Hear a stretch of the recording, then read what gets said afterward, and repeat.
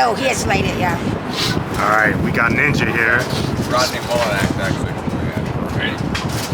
Stay right in front of the camera. He will. There it goes, look at it. Ninja's in the house. Yep. Yo, that's crazy. Ninja. He's serious. It is. See, we all have our little talents and stuff. Yeah, get it, Ninja. Right. That's dope. Oh my God, Ninja, you're doing better.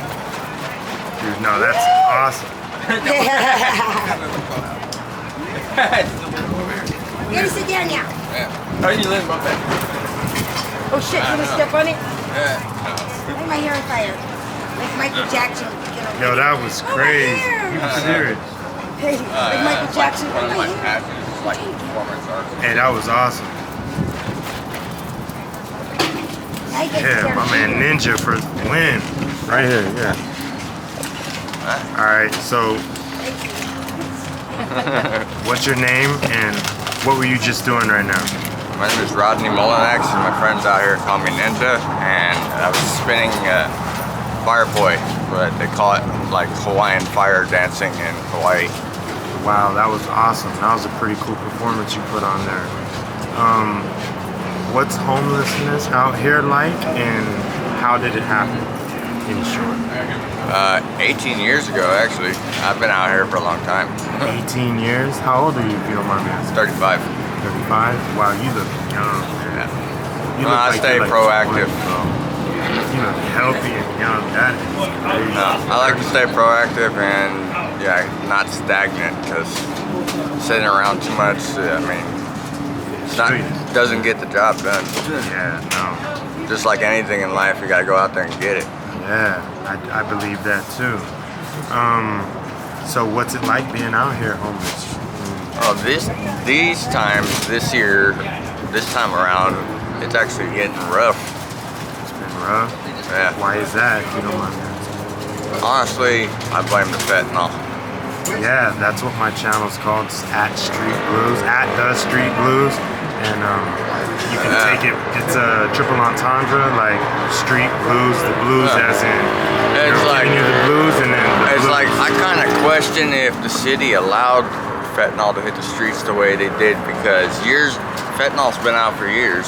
Yeah. Even before the whole thing with El Chapo and the whole rumors that went around of he's gonna release the Blue Demon and whatnot, but fentanyl's been out longer than that, and the way it hit the streets, It's rampant. and in some ways it's like, it just, from my understanding, it brings out a natural characteristic that's within a person already. It just brings it to the surface. So we used to operate on the street and, you know, keep things on a low level where the city didn't really even know there was a homeless problem, and it brought us to the surface. Yeah. It's almost like a zombie apocalypse or something. People are smoking it in front of stores, they're twitching and going crazy. It's almost like, I don't know, it's just like The Walking Dead, if you will. It's pretty bad. Whereas in like COVID would kill off part of the regular population, because the homeless population, when COVID was going on, everyone had a curfew. We were on the streets, so we didn't really have a curfew. It was just the homeless wandering the streets, and it's like, I think fentanyl's like our COVID in a way. Yeah, I'll go for that. That's true. So before, you know, what was life like before?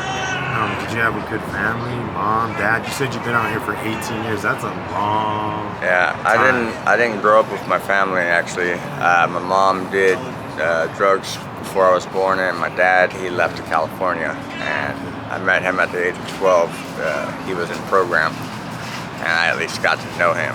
But by me working a program, I did it voluntary. I've never been court-ordered to do anything. Yeah. Pretty much anything I put myself through life, I do it subjectively on my own. No one makes me do anything I don't So want on to do. your own terms. Yeah. And so your upbringing was just not really that great. I didn't grow up with much discipline as a kid, so in 2015, I did what I wanted for many years, and in 2015 I went to Salvation Army in Phoenix because I felt I needed to go somewhere with structure, and that place was like a boot camp. And I mean, it's a 6-month program, but I did 30 days of it while my family was bidding I wouldn't last weeks in there because anything I started when I was younger I couldn't finish. But that's why I went there, because I needed discipline. Yeah. Always. Discipline's always the key. They say it gets harder before it gets good. I kind of believe that. So that's usually how it goes. What's a day in a life like out here for you? Seeing you spinning fire. I see you got a skateboard. I like bombing hills on a longboard. My best friend taught me how to longboard. 2 females, quite frankly. They like going really fast. So yeah, going fast is my thing. But I also make roses out of palm tree leaf. A lot of the old schools that used to go on Middle Avenue, they would hand out flowers out of palm tree leaf and whatnot. But I do it to show my love in, more or less. You know, the way I express things, like some things in the past, never forgotten. I keep showing it. Yeah, that's awesome, man. So that's kind of like your hustle. Is that what you do for money? I give them out free. I just give them out free and take donations. Really, hustling's not really my thing. I mean, nor is stealing at all. I mean, I rather work for everything I get, because when you actually put in work for something, it means more. A lot more, yeah. Well, that's a good way to look at it. And on top of that, you don't ever want to steal. It's getting way crazy nowadays. They're starting to give people 10, 15 years for stealing. It's like even with the theft on the streets, like I don't even understand it to this point. Even with the fentanyl use, it's like, why are we stealing from each other? It's like, years ago, the way the homeless community was, we all used to stand up for each other, and nothing against the city of Tempe, but they wouldn't come at us as hard as they have been. You know, we all used to stand up for each other, and now, since fentanyl hit the streets, we're all split off into our own congregations. Some of us are full of fear, and you know, some of us keep to ourselves. A lot of our friends have died, you know. But it's like a lot of people let death define all the causes of things going on, but I try not to let it. You know, it's like our past friends that have passed away, they don't want us to, go down the same route they do, but some people, quite frankly, do. I mean, are you from Arizona? Yeah, I was born and raised in Phoenix, Arizona. What part of Phoenix, if you don't mind me asking? 28th Street in Roosevelt. Right near the Alhambra prison. Yeah, I grew up over there. Crazy house over there. Yeah, I grew up in that neighborhood, and I was running the streets as a kid, doing what I wanted when I wanted. And whole stroll. Yeah. Pretty crazy over there. Have you been back over there and seen what it's like nowadays? I actually went there today, and it looks, well, it's not really as crazy. It just looks really different. Deserted or whatever. Well, it used to be mostly desert in that neighborhood, and now they've built up the neighborhoods. I mean, the neighborhood build-up looks nice. It's just my house looks different. Where do you sleep at night, if you don't mind me asking? Not your exact area, but just like the area. Me, I don't stay in one spot, because even for my years of being out here, I've camped all over this area, all over. I've been all over this valley, but I don't stay in one spot. I move around. I use a hammock. Oh, okay. That's smart. That's smart. Yeah. Be above, so you can, or be off the ground. Well, typically it's like, I try not to give trade secrets away, but usually when the cops spots you, they spotlight what they see in front, and it's like, even for most people that use methamphetamine, most people don't look up. Smart man. Very smart man. Where do you see yourself in the next 5 years? Honestly, it's like I've been on the street for 18 years and I'm 35 now. I've been slowly but surely slowing down at this lifestyle because I'm a peacekeeper in it all, and I don't do violence. I rather take an ass kicking rather than fight back, because two wrongs don't make a right. But me, that's noble of you. I'm actually slowing down and trying to work your way back to getting back inside.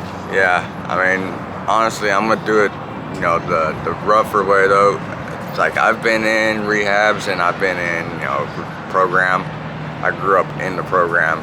I have a hard time sticking around the rooms, but me, you know, just like anything in life, when you go into a program, you're taking yourself out of the environment that you're usually used to and putting yourself in a different situation. And then after you got some time, you got to re-put yourself back out there in that situation, and you know, using becomes a choice at that time. Yeah, you so succumb to the. So I'm gonna learn to cope with my problems where it all began.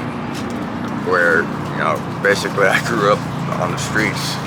And so you're gonna start from here. Yeah, I mean, I was working a job while I was staying in the river bottom a couple of years ago, you know, and still using, but now I'm quitting the using also because everything's just not what it was, and you know, I miss a lot of people that have passed away, but nowadays stuff ain't the same no more. They're putting all kinds of stuff in. I know. It's like one of my friends, even though I still consider her a friend, she left me in Albuquerque, New Mexico, like a few months back, and I wasn't too happy about it then, but I let bygones be bygones because I'm not trying to carry the resentment of anger or issues around. So I let go, let God on that point. But basically, I don't let my troubles define me. You know, I learn from them. You know, because every struggle in life or anything that I've experienced, I learn from it all. That's awesome. Well, is there something that you want, something that, you know, someone who's seeing this video who's more fortunate than us or you are, might be able to donate and give to you? Could you let me know anything?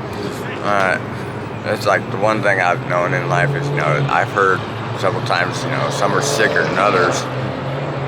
The one thing that sticks out to me in life though is, you know, I don't judge anyone, you know, by color, skin, you know, race or anything. It's like my sponsor had me read the chapter in Romans where, you know, we're not to judge others, because when we do, we condemn our own souls, because at a point in time either we've been in that situation or not, or rather or not.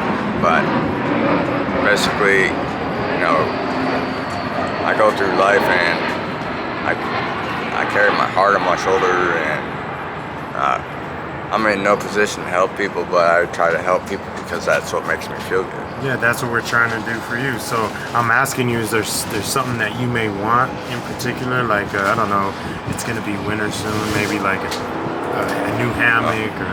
I'm not really too concerned about the cold. Honestly, I'm not really too concerned about myself. I'm just saying... everybody else. Honestly, I just keep us in your prayers. Man, I could definitely do that. Well, do you mind me putting this on all my social media platforms so I can bring awareness to it and what's going on here? Yeah, you can. Thank you so much, man. Hopefully we get a part 2. Thank you, sir. Yeah.